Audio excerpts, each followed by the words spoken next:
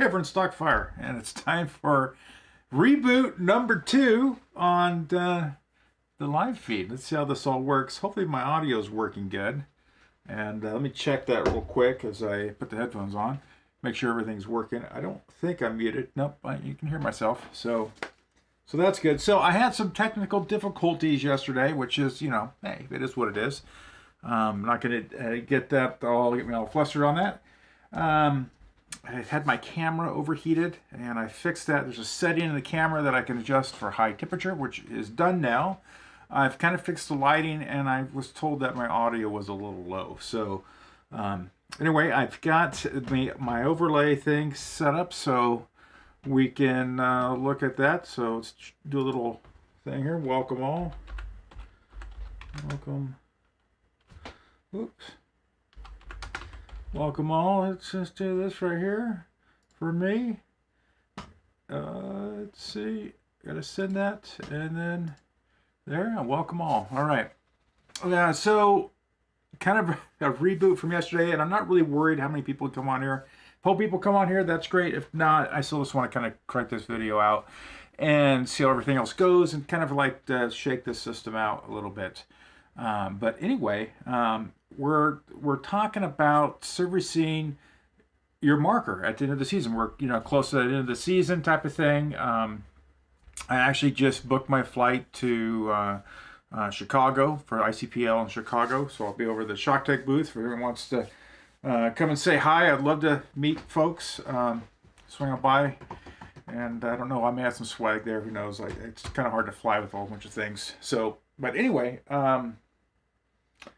End of the season type of stuff, getting that cold weather starting to settle in. So it's time to start thinking about, servicing your marker. And I'm going to go over servicing this marker.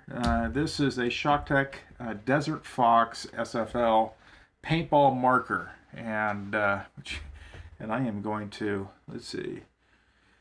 I'm going to clear this off so we don't have that sitting up there, so we don't have to see that. So kind of go through some of the kind of tips and techniques. I'm going to zoom in a little bit here so we're not so far out.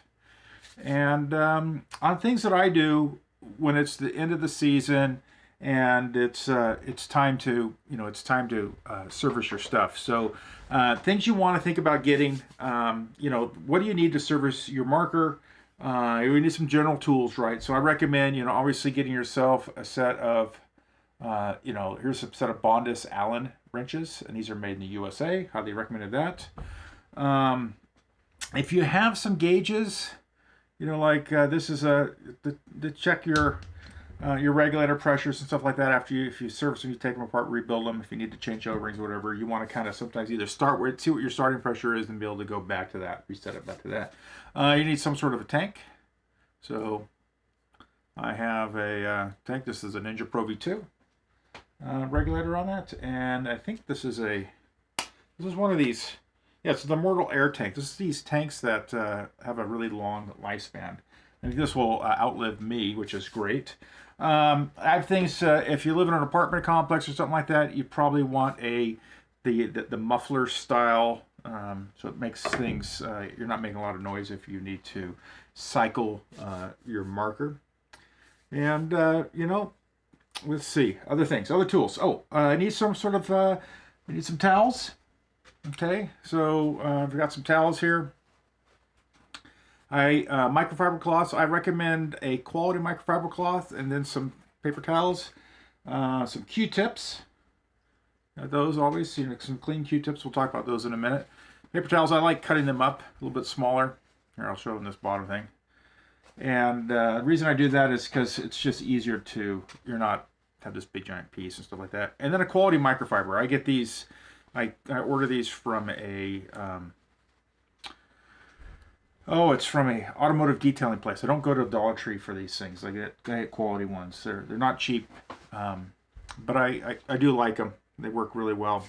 So so that's good. But let's see, other things you're going to need. So some sort of cleaner and like their isopropyl alcohol. I recommend this. Is it's kind of hard to get during COVID times, but if you have some of this, it's nice. You don't need much of it. It's good for cleaning off some of the paintball residue And then obviously lubrication. And there's all different types. I don't care what type you use. Use what makes you happy, you know. I'm going to show here, I have the Dow & Corning or Molly Coat brand. So I have the Dow 33 Light. Get that in focus. It's trying to focus on my eyeball, so I got to be careful. And then I have the Dow & Corning 111 or 111, and this is the silicone. This is for your regulators, high pressure regulators. This is general purpose lubricant. And then we have, I got to cover my eyes here. Casey Outlast, another good, I think this is silicone based. And then I have the Duckfire lube. This is a paste lube.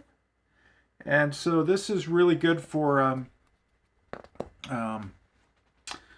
it's really good for, what am I trying to say here? Trying to see who's all sneaking in here.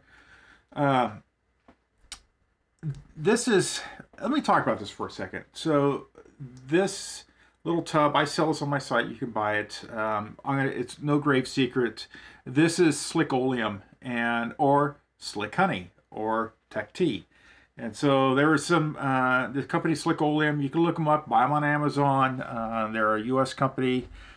They used to hand mix in their garage. It was for motorcycle, motocross cycle front forks, and it was to reduce stiction. And so an O-ring you'd lubricate the O-ring, and like if you ever had a motorcycle and like you haven't cycled the front forks for a little while and you push down on it, that breakaway friction, this helps reduce that. So it's designed for O-rings.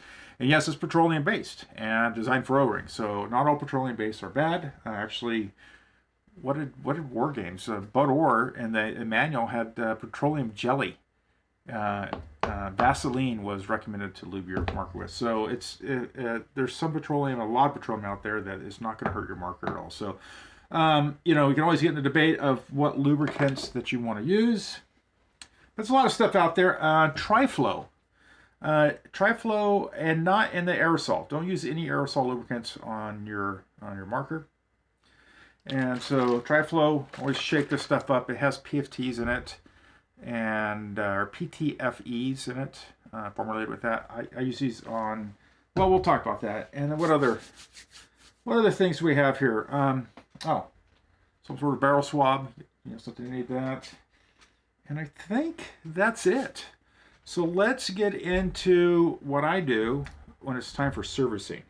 Now I'm going to switch to my down camera because it's a little bit easier on this. And let's see. I got to check here to see who's all sneaking in here.